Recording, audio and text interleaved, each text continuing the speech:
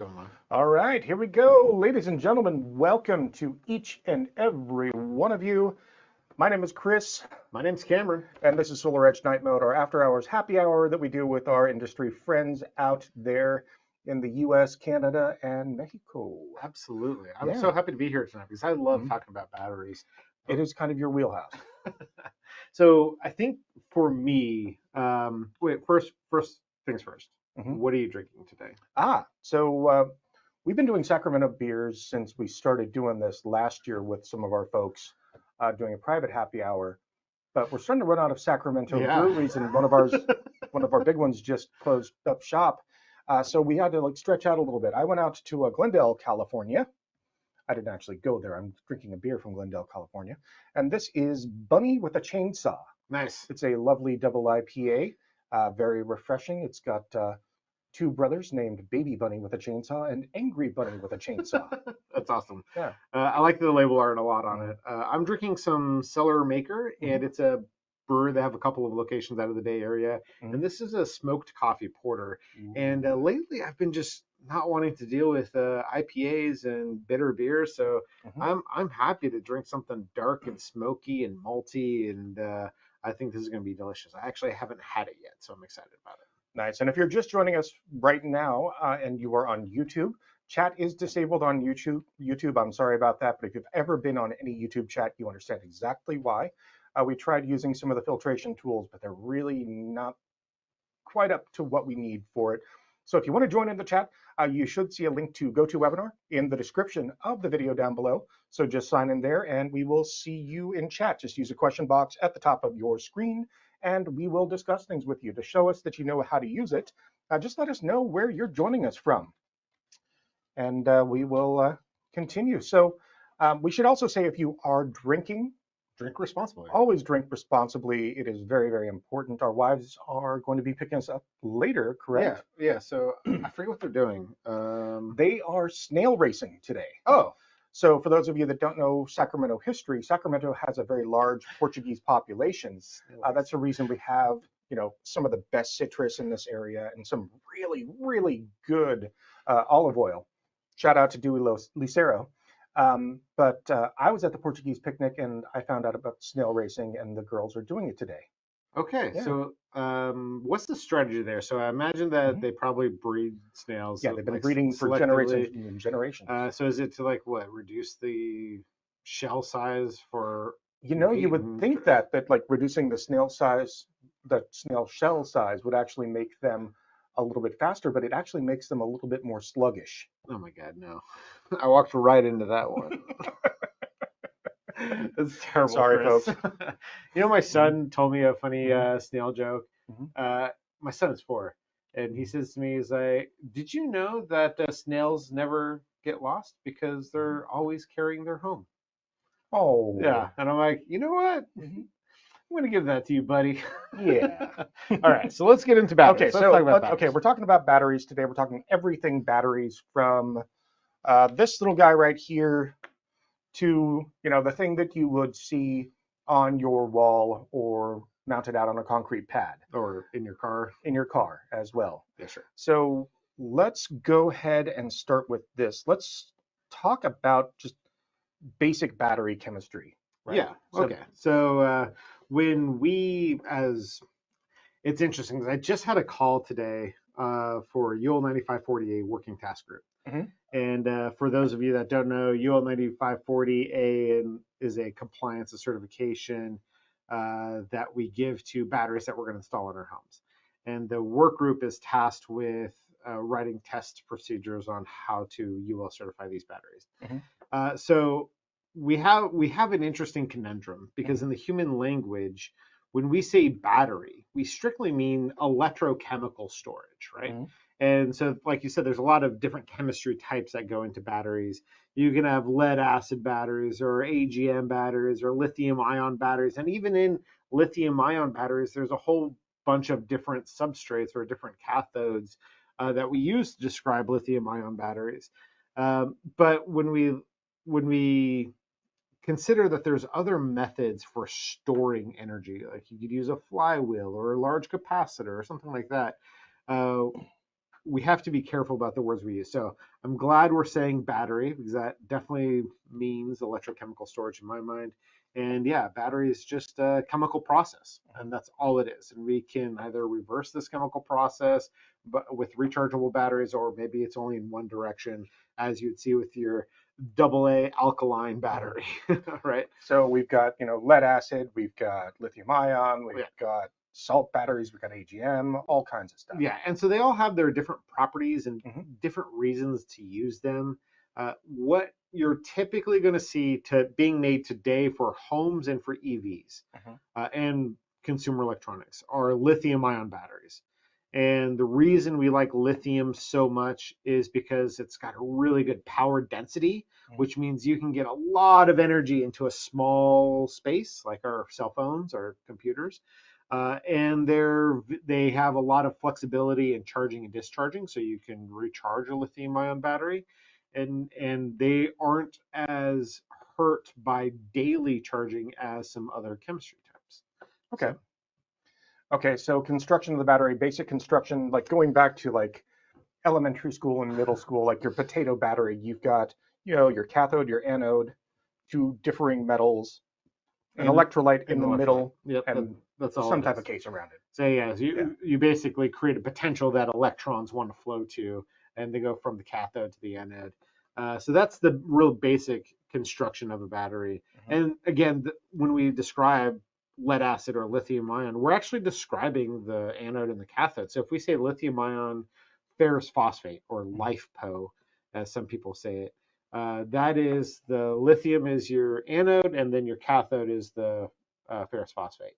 Or if we say NMC, lithium ion NMC, nickel, manganese, cobalt, and that just again describes the cathode.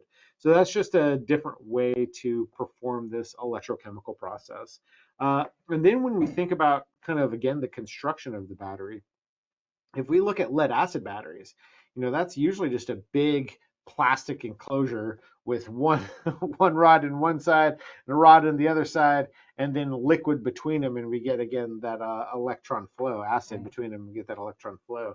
Um, but batteries that we put on our homes, lithium batteries, are constructed much differently, and we have different types of construction of batteries, like the ones that are in our cell phones. These are pouch cells.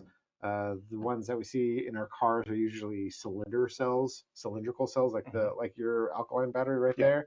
And you might even have a cool flashlight with a cylindrical cell, lithium ion cell in it. Hmm. And then we see prismatic cells, and those are predominantly the highest quality of lithium cells that we can get. They're a much larger form factor, but you can get a lot of energy density into them. Okay. Yes, Chaz, that is how we chat, and welcome to our good buddy from Phoenix, Arizona. Hey, Jess. Cam's from Arizona as well. All right, so batteries are a little bit more than just like one battery when you start upscaling like that. We start off with cells, and then that Yeah, has yeah, greater hierarchy. yeah. So you Okay. go in the NEC and UL, we usually talk about cells, and then we talk about units, and then we talk about modules, and then we talk about in containers or enclosures. And so you're right. A lot of cases, we take battery banks and we build a higher voltage or a long string of batteries. In the SolarEdge home battery, we use 30 prismatic Samsung cells, lithium iron NMC cells in our Hmm. batteries.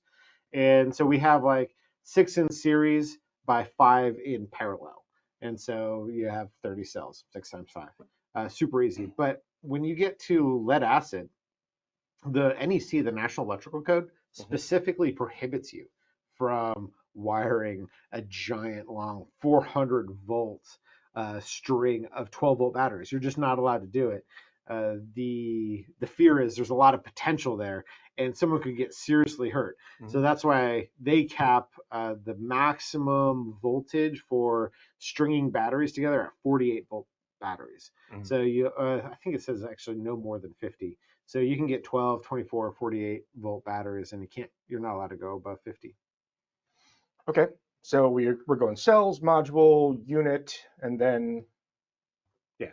Yeah, enclosure. Yeah. And so like when we think of an enclosure, that's like a shipping container that you'd see in Mhm. the utility Okay. field with like just stacks of batteries in Mhm. them. And again, like because of how much energy we need to feed our AI algorithms and server farms and chat GPT, Mhm. like energy storage is a requirement. It is very difficult to bring a power plant online. It takes 15, 20 years to build a nuclear plant. And that is if you get approval for storing the byproduct. Mhm. It takes 1 year to develop a utility scale, maybe 2 years to develop a utility scale PV system. And then you're adding storage on top of that because the sun's only out during the day, so you store that extra energy and you use it at night. So uh, utility scale batteries are becoming a big thing because they're so much easier and faster to deploy than a peaker plant or a natural gas plant or a nuclear plant. Chaz wants to know, what is your thoughts on solid state batteries? Yeah, solid states batteries are exciting, and I think the biggest thing for me is the technology is still really new, Mhm. and we haven't figured out a way to manufacture them at a low cost. And so they're very cost prohibitive right now for the main market. Once the manufacturing speeds up with a way to do it successfully and quickly, Mhm. then the cost of the battery will come down. But a lithium ion right now, we know that chemistry really well.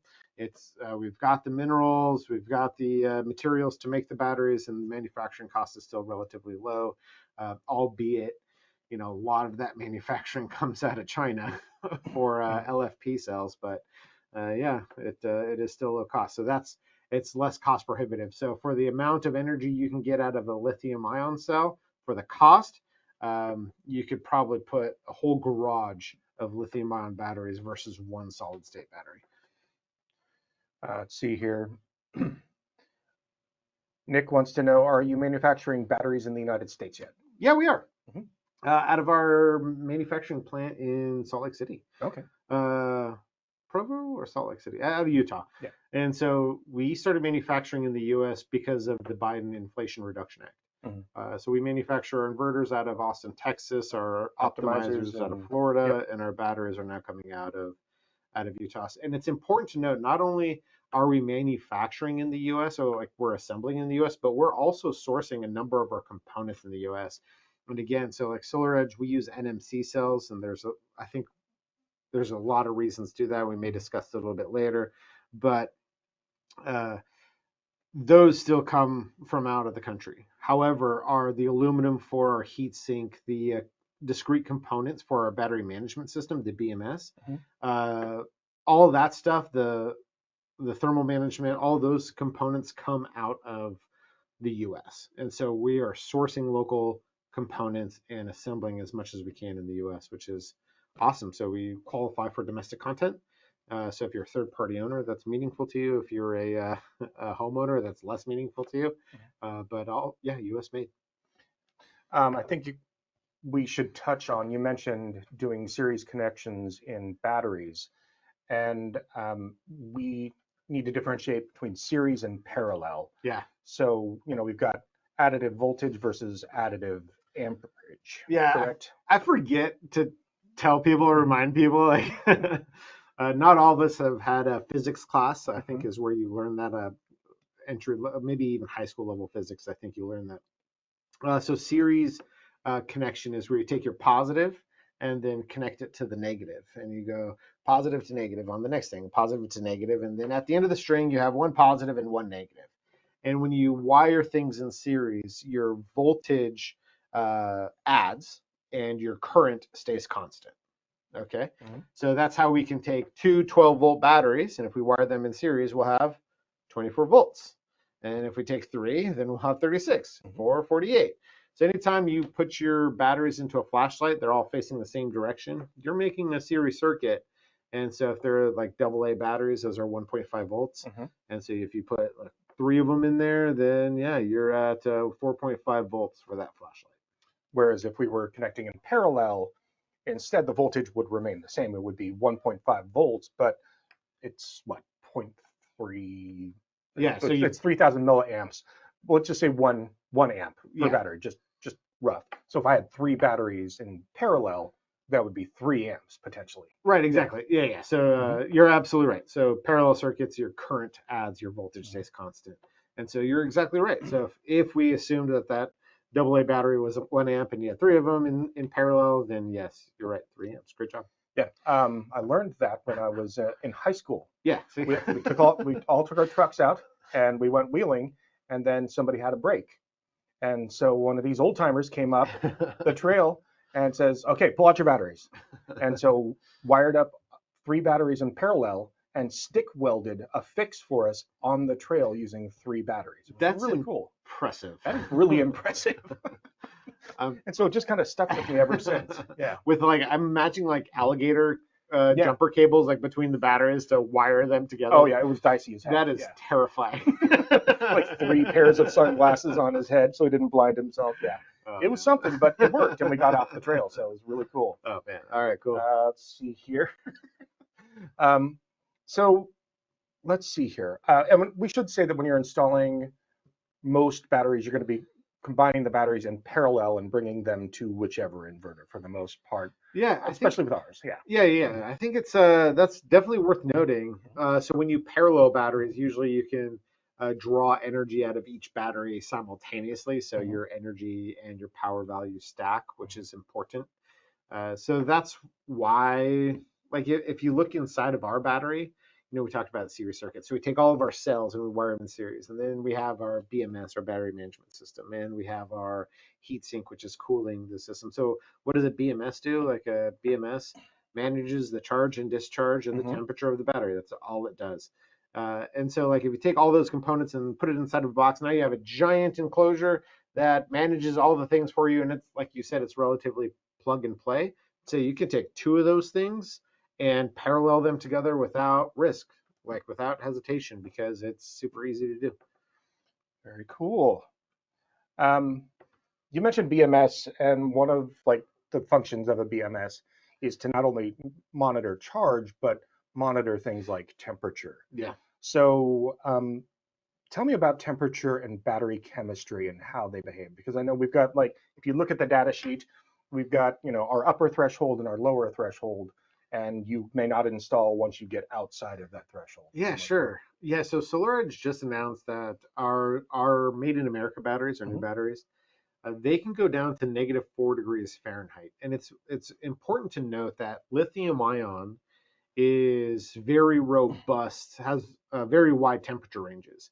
And when you're operating a battery in extreme environments, the temperature really impacts the charge and discharge capabilities of the battery and the state of health of the battery, the ability to do those things.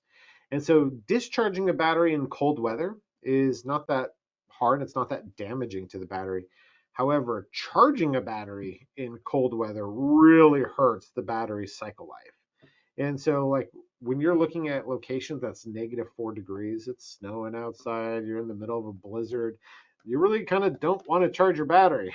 Like, it's bad for the battery. Mhm. So, SolarEdge, I'm happy that we broadened our temperature ranges, but if you're doing lead acid, you have to put temperature probes on every single, maybe the internal cell, the middle cell most, and then on the outside of the cells.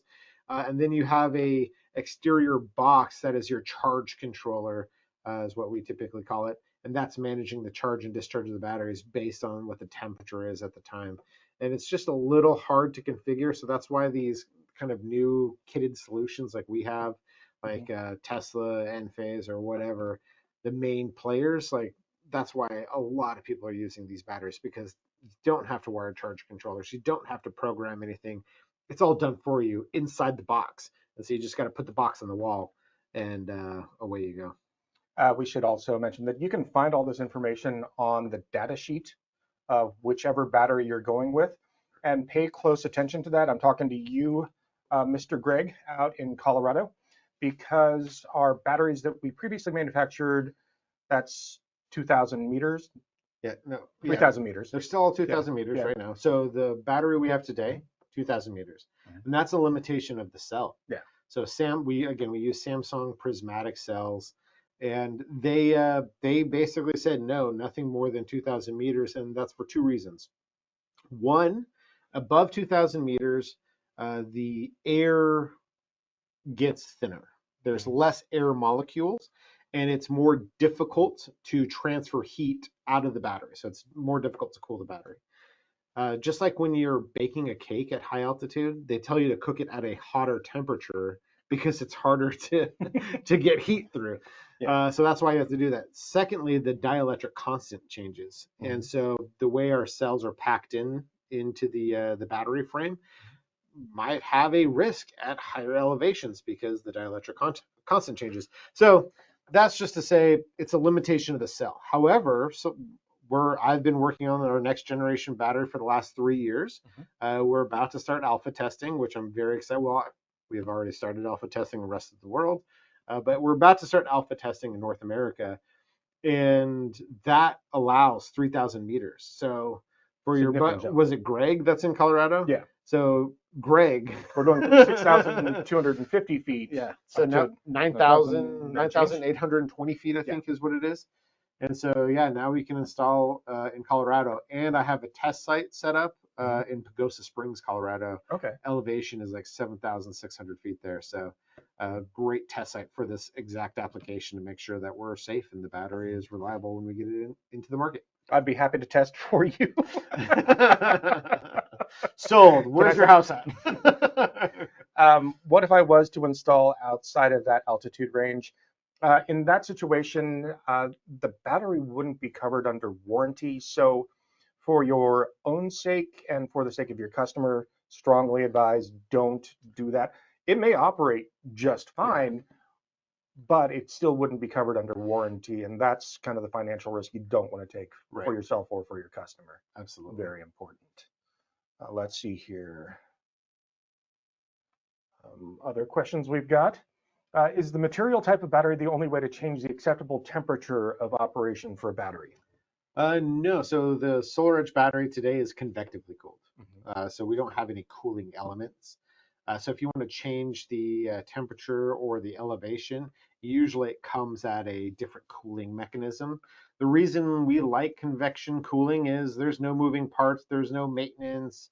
You just put it in and it cools itself. It's a fancy airflow thermodynamic design, right? That's all it is. But if you have active cooling, if you have fans that can help push or pull some of the heat off of the heatsink, then yeah, you can absolutely put it at a higher elevation in most applications. Or if you have liquid cooling or something like that, then yeah, you can do it.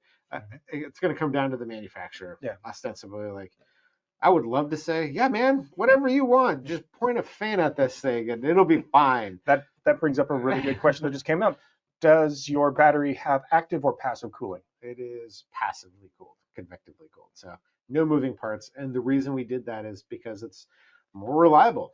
Less moving parts equals more reliability. Slap a big heat sink on the back of that thing and let the fins do the work. Yeah, exactly. Yeah. Let physics do the work for you. What happens when the battery gets out of temperature spec? Yeah, so when the battery, this is a great question. Man, whoever asked that, fantastic. So when the battery starts to get hot, it starts to power limit itself. And so what it's doing is, let's say it's dumping all of the energy out of the battery at 5 kilowatts. And when it hits 40 degrees Celsius, it starts throttling and says, oh, I'm getting too hot. I'm going to start reducing the amount of power that I'm exporting out of the battery. And so it starts power limiting, and then as it gets to 50 degrees Celsius, then it shuts off. The Nexus, the new battery that I've been working on, that does that at 40 and then shuts off at 55 degrees Celsius. And 55 degrees Celsius, for those of you who are wondering, is about 130, 140 degrees Fahrenheit, somewhere in between there. And then when it's cooling, or sorry, when it's cold outside, when the battery is discharging, it's actively warming itself. And so it's not a problem because when it's discharging, it's warming itself. So you can typically go down to cold weather temps, no problem. It's the charging that becomes an issue. And if it's really cold outside, let's say power went out, you had a big snowstorm, power's out, it's really cold outside, sun comes up the next day, you sweep the snow off your solar panels, then you have to make sure that the batteries are warm enough to start charging. And that's a harder thing to do, again, because of the cell does not like being charged at cold weather. If you wanted to test this, you could try to charge your cell phone by throwing it in the freezer and plugging it in. Don't do that. Don't do that. So does the construction of cells affect the altitudes that you can install it at? What is the big key there? Is it it just comes down to the chemistry of the cell and the manufacturer of the cell. Yeah. So it's always important, make sure you're checking that data sheet before you go to do an install. Yeah, absolutely. Yeah. So lead acid can be usually installed in much colder climates because you have to build a box for them and stuff like that. So, but that comes with its own maintenance that you have to do, and you really have to love those batteries. You do. Yeah. Like maintenance on a lead acid battery, you have to do your specific gravity test. You have to make sure the fluid levels are right, and again, you have to be able to program and understand your charge controller. And there's off-grid inverter manufacturers like Alpac or Fortress Power that do this really well. Midnight Solar does this kind of work really well. I haven't installed an off-grid system in 20 years. Yeah. So it's been a long time since I've worked on an off-grid system. And so the technology might have changed substantially since the last time I've done it. But the last time I did, I was sitting in the dark programming a charge controller with a flashlight and an installation manual, like trying to figure this out. It was bad. Compliments. Cam really knows his stuff. That's because he has his degree in Chemistry. Yeah. Don't tell anyone, it's a secret. He also happens to be our product manager for all residential storage here in North America. Yeah. So that is what I do here. Exceptionally brilliant and a great person to share an office with. Oh, thanks, man. Yeah. Love you too. What if the temperature dips below the threshold in like the early mornings? That's Mike from Massachusetts. Yeah. So like I said already, like the battery, if it's below the threshold, it just won't charge. It'll stay off. But that's internal temperature of the battery, not external. Yeah. So if it's like in a garage, yeah, exactly. And even if it dips below like that threshold externally, it doesn't necessarily mean the internals, because the battery just by doing work is generating heat. Exactly. Yeah. So I think we did an episode last week about what happens when your system goes out, right? So let's drive this a little bit further. Let's say your power goes out in the middle of the night, you deplete your batteries, and there's snow over your solar panels.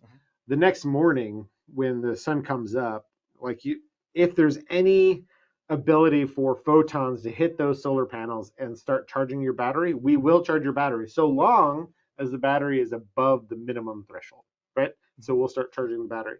And as the sun comes up, guess what it's doing? It's warming the earth. Yep. Right? So the good news is as that sun rises, it starts getting a little bit hotter and a little bit warmer. And just as you stated, if the battery is more protected in a garage or a basement, like outside temperatures not impacting that battery, it's ambient temperature, whatever the location of the installation is.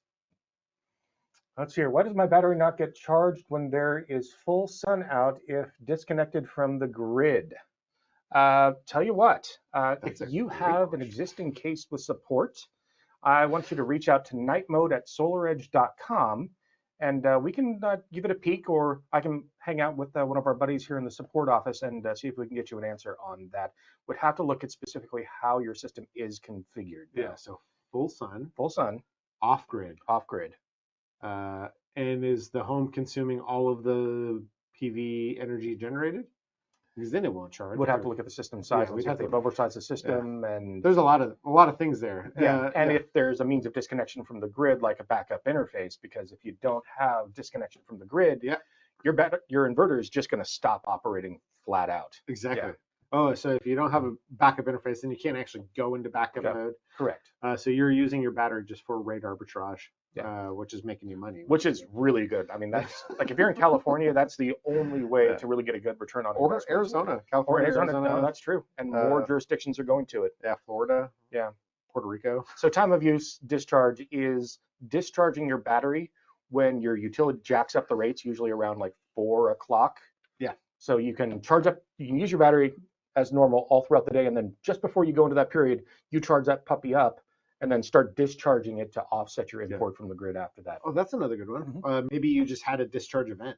Yeah. So in like Connecticut, they have virtual power plants or VPPs. And so the utility will say, hey, there's a lot of grid demand. We're going to start discharging the battery. And they incentivize the homeowners to do this. They pay the homeowners to do this. And so they start discharging the battery. And so, of course, if the battery is in a discharge event because you're in a VPP, then yeah, that's obviously not going to charge because it's discharging. Yeah. Everyone wants to know, are you enjoying your stout? It is fantastic. I gotta say, it is really smoky. And like this, the label art on it is pretty good. It is a very smoky, awesome porter. I love it. It's not bad. My all-time favorite porter is the Four Peaks Pumpkin Porter from Arizona, from Tempe, Arizona. People local to that area will know what I'm talking about. That is still my all-time favorite porter, but this is fantastic. What is that glass you have there, Chris? This is from Lost Abbey, so you see a little cross right here. This is Lost Abbey Brewing down in Southern California, San Diego area. If you get the chance, go by there, get their Shark Bite, really good red ale. Okay, back to business. We were gonna talk about all the different like styles of battery that you can get. I actually have like a whole bunch of them under my desk, but we might run a little bit long if we do that. I will stop and say that if you were doing like any three-phase work or pre-commissioning, you can plug in a USB-C connector into the bottom of the inverter to pre-commission a three-phase inverter, a Synergy one. Yeah. But it has to be a specific model. Yeah. And if you want to know that model, let me know. Just Night Mode at SolarEdge.com. Just drop it in comments. Yeah, I believe it's 20 volts at 1.5 amps. I'll have to double check. But your average off-the-shelf battery pack is not going to work for that. So don't make the same mistake I did my first time. Yeah. All right, let's go on to different form factors of batteries we're going to be hanging on the wall. Okay. So are you talking about like the difference between like a monolithic battery, a giant battery versus like a modular battery? Yeah, I think the one thing that you mentioned when you went to NAPSEP, we've actually got a bonus episode that I'll post a little bit later, was that every battery manufacturer right now, it's like clicks just like Legos. Well, not everyone, but a lot of them. And SolarEdge is no different. So yeah, man. So I've installed a lot of batteries in my days, and dragging a Trojan L16 lead acid battery, that thing is heavy, but it's doable. Like you can move them in and out of places. There's really two fundamental differences that we talk about when we talk about battery construction and the enclosures. Modular lends itself to ease of installation. Yeah. One or two people can do the install. It's easy to get it in and out of tight locations, maybe a basement or crawl space or in a garage or above a flower garden or up a hill. It's easy to do that. So monolithic batteries are big and dumb. And I mean, I say that knowing that SolarEdge makes a monolithic battery right now. And it's really hard to get into tight spaces to move the battery around. That's why we put handles on our batteries. Yeah. So, and like managing those handles. So I thought a lot about this when I developed Nexus. And for people, moving a giant 200, 300, 400 pound battery is much more expensive than one or two people taking like multiple trips to move a 100-pound battery cell, right? Yep. And so I really like the modular approach. A lot of people are like saying, yep, just clicks together like Lego. Again, the big difference is like, what is clicking? Is it just a mechanical interconnection, or are you doing the wiring too? Because if you're doing the wiring through a quick connector like SolarEdge does, so with our Nexus, then like there's no additional man hours or labor needed. All the wiring is done just by physically stacking these batteries one on top of the next, versus like, again, this monolithic thing, sure, it may only take 5, 10, 15, 20 minutes to get it into place, but that's 4 people. And then like once it's there, it's really hard to move. And if you have to service it, then you got to get 4 people in a truck to get that thing out of wherever you put it in. I mean, it's not just that, but it's shipping chemistry. Oh my God. And no one wants to ship chemistry across the United States. Like, Yeah. I don't want to do it. You don't want to do it. UPS doesn't want to do it. No one wants to ship chemistry across the United States. So SolarEdge really listened to our customers. I fought tooth and nail to go to this modular approach where if you have to service it, all the chemistry stays there. And of course, unless the chemistry fails, then we have to ship it. But we can all agree that chemistry is the least likely thing to fail, right? There isn't a big advantage to the monolithic design, and that's it's much simpler. And there are less things to go wrong, because I remember working with a certain battery manufacturer stripping multiple bolts that were connecting multiple units together, and hearing about that happening a lot. Yeah, so with SolarEdge, it's just like two little plungers on springs. So when you click it in, you can hear this click and these two plungers engage, and that's your mechanical interconnection. And so there's no bolts that you have to attach these two things together. There's no wiring that you have to do. And I thought about a lot about this. What happens if I don't align my battery just so, and these connectors don't mate up like correctly? What am I going to have to do? And so we developed a connector, and we worked with our parts or component manufacturer to allow a little slop. So they have like these guiding pins that intermate between the two wiring connectors, and they can move a little bit. So you don't have to be super precise as you're lining up the battery modules. And that's important. Yeah. Chaz was asking, is there a three-phase battery available or an option for doing three-phase? Because he wants to run potentially his shop off of batteries. That's a great question. Yeah. So yes and no. I know there's a three-phase 208. So our batteries today, our inverters, because our battery is just a big dumb DC block, and we're DC coupled. So you need an inverter, and the inverter can operate at 240 volts or 208 volts. Yeah. And so if your shop is running at 240 volt delta three-phase, then you could stack 3 inverters and make three-phase out of it. Or you could do the same thing with 208. The only problem with 240 volts and 208 three-phase systems today is we don't do backup on three-phase. So if you want backup capability and you're worried about your being able to do work when the grid is down, then we can't do it. But we can still, time of use arbitrage and all those other things. We can do 240 volt single phase in backup, just not three-phase. And then I would say that the Nexus inverter, that also is 208, 240, but because our inverter architecture is changing, we no longer need the critical component of auto transformer. And so now we can do 208 volt backup, 240 volt backup. It is an interesting question. Can I do three-phase with that? And I'll have to consider what that would look like. And so let me get back to you on three-phase backup with that. So if you got three-phase 208 or a 240 delta, just one inverter on each phase. That's right. If you got a 240 delta with a stinger, bad news. Well, you just put it on each phase, and then you just don't wire up the stinger. Yeah, you just drop the neutral. Yeah. So you could do the 240 or 208 with a 240 stinger is like 2 phases at 208 and then 1 at 240. Yeah. And you could do that. Okay. Again, if you have questions on that, night mode at SolarEdge.com.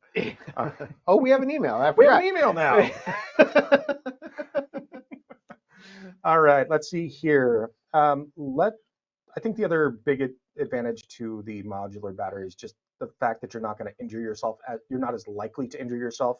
Oh, yeah. Because I can remember with certain batteries that don't have handles, the big monolithic ones, I had a couple of scares, and I think buying that, going down to Harbor Freight and buying that, $150 lift table was like the best investment we ever made. Yeah. Oh man, I've seen so many guys like not only like just moving the monolithic battery is tough. Like sometimes you have to get specialized equipment like specialty dollies or specialty lift tables or whatever. But getting that in and out of the truck itself is labor intensive. And it takes multiple people to do it. So even if you're doing it right with the correct tools, it's still hard to do. Like It's not easy. So I'm glad we're going to a modular approach. And again, like one of the things you talked about handles earlier, we include the handles with our batteries. So it's like they click on real easy. They're included with every Nexus link, and you can move those batteries super easy. Okay. Let's see here. There's another three-phase question. I'm going to get back to you on that after this. I'll reach out to you. Make sure you have the right email in your sign up so I can reach out to you. The other advantage to modular batteries, obviously, is you can size them however you want. Yeah, absolutely. So depending on like the size of the battery pack itself, you can stack them and make them as big as you want. The next question that came in from Svetlana was, what is the most battery power we can put on a residential site? Yeah, so capacity, I think, is probably what we're asking for. But power is there too. So let's talk about capacity. So the building code doesn't allow us to build battery modules larger than 20 kilowatt hours. So every module that SolarEdge makes is 9.7, Tesla makes 13.5, Enphase makes modules at 5, or now they're making 10 kilowatt modules. So we're all under 20 kilowatt hours. And then depending on how you stack those modules, you can get more power out of these modules for your battery system. So that's how we do it. So the limitation is 20 kilowatt hours per module. And then when you put them in the site, California says no more than 40 kilowatt hours in a garage, no more than 80 kilowatt hours on a building or outside of a building on a pad by itself. Yeah. And so in theory, you could say, oh, I've got 40 kilowatt hours in the garage and I've got 80 kilowatt hours outside, and I'm allowed to do that. So that's 120 kilowatt hours on a single site. So that's the limitation for a single site. And I think that's in the can't remember if it's in the NFPA 855, which is then referenced in the the residential building code. So I think it's referenced there. And so that might be implemented in your AHJ. But the best course of action is to always talk to your AHJ to see what's the maximum amount of batteries I can put in my house. That is huge. But always check your AHJ. Yeah. And always check with your AHJ before you start installing batteries, because every AHJ is different. Some of them will let you install indoors. Some of them will make you install only outdoors. I know down in the Bay Area, there's Santa Clara County will only let you install outside. San Diego, you have to install like 4 feet up if it's in a garage. There's all kinds of weird gotchas and things that you need to. Yeah, there's a lot of focus on batteries these days, and it comes from good intentions, right? We want to keep people safe, and so their plans examiners and utilities and city inspectors are scrupulous when it comes to how many batteries you can put in your garage. Okay, fine, but they're not looking at maybe the 100 kilowatt hour battery pack on 4 wheels that you're parking in your garage, or even worse, those little cans of propane tank that you take for camping. Like the amount of energy in that propane tank is substantial, and they're not checking to see how many cans of propane tanks you have stacked in your garage for your next camping trip. So there's a lot more risk with something like that than a battery, but it comes from a place of trying to keep people safe, so I can't fight it too much. Speaking of safety, is your battery UL9540A? Yes. Yes. So we have, to be clear, because this is what I do for a living, I sit on UL compliance committees. So UL9540 is a certification for energy storage systems. And you have to get this UL certification for any battery and inverter components that operate together. 9540A is a fire test. And it says, like, we want to purposefully set a cell in your battery on fire to see if it propagates to other cells, right? And so that's what the test is. And we want to see what happens. We want to record what happens. And so this gives you the ability to put your batteries closer together. Otherwise, they're required to have like 3 feet of separation. And so if you've done your large scale fire test, your UL9540A test, and you show that, yes, your batteries can be mounted closer together because no fire propagates from one cell to the next, then you're allowed to do that. So you should always ask your installer, was this battery tested to UL9540A? And if their answer is like no, or I don't know, maybe choose a different installer or a different manufacturer or whatever. Always look for that 9540A. Now 9540B is the next thing. And what we're going to see is when there's flames outside the battery. Let's say your house is on fire, God forbid. Hopefully that never happens to anybody. The battery's getting hot, and maybe a cell fails. So when a cell fails, it off vents a lot of gases. And we all have ports in our batteries to let these gases escape, because you don't want gases building up inside of a sealed enclosure. That's the recipe for disaster. So gases are vented. And so now UL9540B tests, are these gases flammable and can they ignite? And so that is the next level of 9540B testing. And we're already working on it. So again, I'm on the technical committee. We're writing the test procedure. And it's literally like, okay, we're going to wrap a cheesecloth around the battery and set it on fire to make sure no flames exit. Okay, cool. We did that test. Now we're going to not wrap a cheesecloth around it. We're going to hold a candle in front of your vent port. And we're going to set it on fire to see what happens. And at some level, I am certain somebody somewhere is like, yes, I just want to set things on fire to see what happens. But it is a safety test, and we're just making sure that the battery is as safe as possible. Luckily, SolarEdge, we've gotten our 9540A test report, and we have reduced spacing because no flames exit our battery. When our gas is ignited on the Nexus battery, nothing was, when the gases escaped, nothing was ignited. And so we've already done our 9540A and our 9540B residential testing. That is super cool. And I love the idea of a cheesecloth test. Yeah. Just looking for like any bit of charring all the way around it. But from what I understand of the testing that we did, we had to disable multiple things within the battery to make that work. We had to remove thermal barriers, disable the BMS. Yeah, so we have, we call it thermo shield, but we have thermal barriers between every single cell to prevent fire propagation.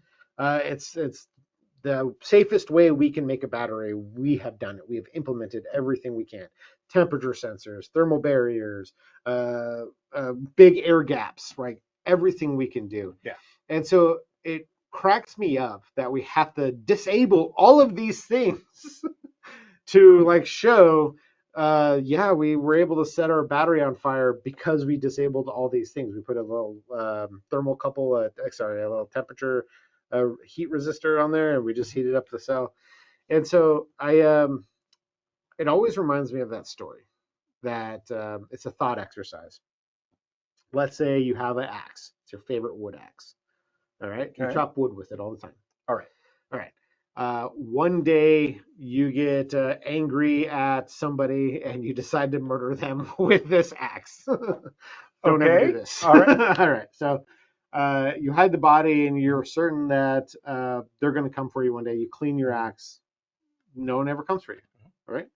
So you're out chopping wood one time and the handle breaks. And you still like this axe. It's still got a good head on it.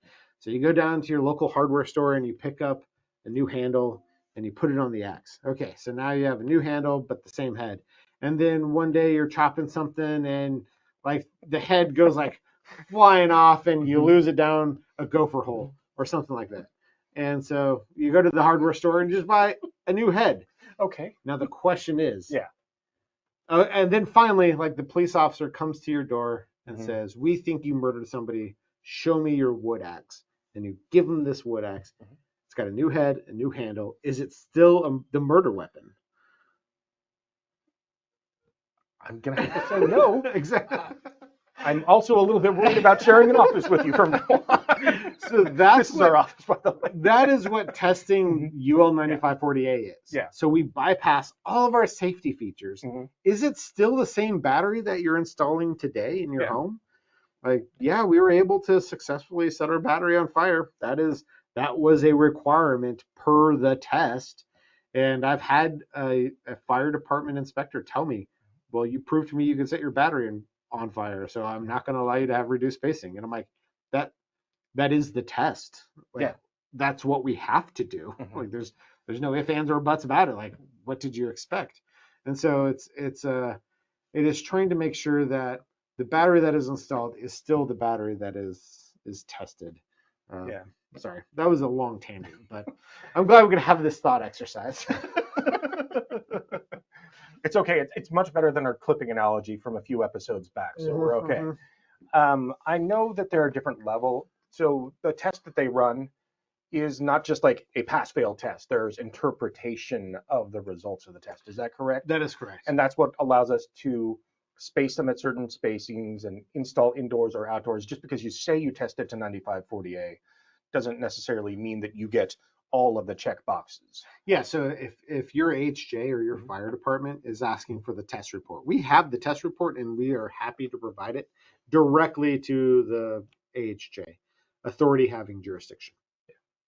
If I give them the raw test report, it just says, yep, this was the state of the battery. We set it on fire. This is what we observed. Here's all the gases that were emitted. Here's the temperature. No flames exited the battery. And it's a lot of data, a lot of charts with no really meaningful explanation of what's happening. So then we hired a third-party engineer named Jensen Hughes. And Jensen Hughes wrote an interpretation of the test report and the impacts therein. Like, okay, so SolarEdge developed a battery and then they did this. And this was the result that was found. And this is what it means, right? And so that's what gives us the reduced spacing. That's what's important. So we can provide both. Of course, email us at, nightmode@solaredge.com. Yep. Email us at nightmode@solaredge.com. And if you have a jurisdiction that is giving you a hard time about UL 9540A, I'm happy to talk to them about it. Yep. Ty wants to know, what are your thoughts on LFP versus NMC? And I'm going to start this off with my take on it, having worked for the marketing department for a little while and working with sales folks. Now, what sales and marketing will do, and I don't necessarily think that this is a good thing for the industry, is they look for advantages that their product has, and then they advertise those advantages. Now, there's a minor chemical difference between LFP and NMC, but they like to blow it way out of proportion and say that the only chemistry that's safe out there is LFP and MS. You can't have NMC at all, blah, blah, blah. And it's not necessarily good for the industry as a whole. It's kind of bad messaging. Yeah.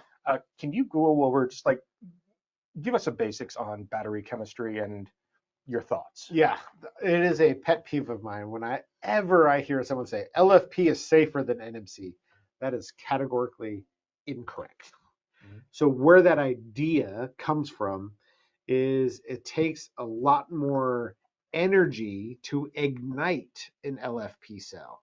And so the thought is, well, if it takes more heat and more energy to ignite a cell, it is by then safer. But when an LFP cell ignites, it ignites violently and it lets out a lot of energy because it takes more energy to do it. NMC does ignite at a lower energy threshold. So that's where the LFP is safer comes from. The analogy I like to use is it's not the chemistry that matters. It's the construction. Yeah. The thermal shields, the thermal barriers that go into the battery. That's what makes the safety difference. And the analogy I use is cars. So let's use I have a Jetta hybrid at home. Okay, but they also make a turbo diesel and just a regular unleaded gas, right? Yeah. So when you do your crash test safety, so you just like fling your car down a long runway at 40 miles an hour and ram it into something. They check crumple zones, they check airbags, they have side airbags and front airbags and seat belts. Those are the things that award you a high safety rating, right? Not once. So the Jetta turbo diesel and the Jetta unleaded is the same car. Not once do they ever consider the difference between diesel gas and unleaded gas. And you can say the same thing about LFP versus NMC. Now, because of the prevailing persistence of LFP is safer, SolarEdge decided, okay, you know what? The industry has spoken. Betamax is out. VHS is in. Ooh, wow. HD DVD is gone. Blu-rays Yeah. are the thing. LFP is in. NMC is out. Yeah. And so for the Nexus, we've moved to LFP. Now the hidden secret fact here is LFP is much cheaper. Iron is much cheaper than manganese and cobalt. And so it's a lower cost battery. And so we're going to start using LFP, but we're still going to implement our important safety features. And that is 100% not to say that NMC is unsafe in any way, shape, or form. Right. We're making that change. It was just NMC was readily available when we started making the batteries. It was easy to find. It was easy to source, and there were sourcing issues at the time. Yeah. I mean, if you look at your phone, it's probably NMC right here. Even one of the big car manufacturers is going to LMR, which is lithium manganese, Like robust or robust, something. yeah. Yeah. But yeah, it's a safe technology. Bottom line is it's a safe technology. We wouldn't use it if we didn't know it was safe. Yeah. It's really the engineering that you talked about earlier that really makes a battery safe. And I think that really, like, when you look at all of the entrants into the market right now, as far as batteries, like you were talking about, I was looking at it RE Plus a couple of years ago, thinking, oh my God, there's a ton more batteries, and it's just blown up and blown up and blown up. Everybody's got a battery now, it seems like. Yeah. It's really, really important that you're looking at, what certifications they've got, the interpretations of the reports, the construction of the battery. These things are all super important because there are so many new entrants into the market. Yeah. And also, you want to make sure that your company is going to be around for a little while. If something does happen, you want to make sure that company hasn't gone out of business. Speaking of shows, we are going to be at RE Plus. Yeah. Come September. So Vegas. Everybody should be booking your hotels right now. You are going to have on the show floor a battery that people, without chemistry in it, that battery that people can actually go through and assemble and work with and get some hands-on time with. Is that correct? Totally, absolutely. So we're going to have the battery modules. You can click them together. Yep. The reason we're not shipping the chemistry is because, again, chemistry is heavy. Yeah. And shipping costs go way up. And so that's the only reason we're not going to have chemistry on the floor. And then also there's like weird things with the hotels and regulations. Conference center, the convention center. So anyway, so we're not going to have chemistry on the floor, but we're going to have the modules. And I may put some just iron weights in them to make them heavy, to simulate the chemistry, whatever. But yeah, it'll be a lot of fun. I like Vegas, but whenever I travel for that show, it is depressing. I know exactly what you mean because I used to have a trade show that happened at the same time as Halloween. Oh yeah. So if you're familiar with CMI, I used to work in the auto industry. During Halloween, everybody's out there having so much fun, but I've got to be like there at like 7 o'clock on the show floor, like bright and sunshiny, and I don't get to do any of the playing. Yeah. So I love Las Vegas, but yeah. Yeah, I'm in my suit. I'm there working. I'm talking to people, trying to educate them on NMC versus LFP. Yep. But if you want to come out and hang out with us and chit chat, I know you're going to be there. I'm still trying to figure out my side of things on we this should side. do a night mode there. We should do a night mode there. That'd be cool. Come out and see us. Come and hang out and try out the new battery. Talk to us about batteries. We're more than happy to talk shop. Chaz, it was great talking with you. Sam is giving me a little bit of grief right now because aren't you supposed to be doing this every other week? Didn't you just do one last week? Yes, we did. Next week, Thursday is a holiday. Yeah, you're going to be out of town. I'm going to be out of town for that day. So, yeah, we're just doing it this week because it's fun. We did. We like hanging out with you all. Yeah. So just want to say thank you to each and every one of you that came out today, everybody that joined in the conversation. There were a number of questions that came in. If I didn't get to your question, I'll go through the questions a little bit later and I'll try to reach out to you directly. If you do think of something else that you want to chat with us about, hit us up at nightmode@solaredge.com. Or if we're going to do something new here, if you have a really, really cool installation that you want to show off, send the pictures to nightmode@solaredge.com along with your company information, and we'll be happy to show off your really cool installations. I like that live idea. here on the show. That's awesome. I like that idea. Yeah. That's great. So send those pictures in, nightmode@solaredge.com. I'm Chris. My name's Cameron. Stay sunny. Stay optimized. Thanks for coming out. Bye, guys.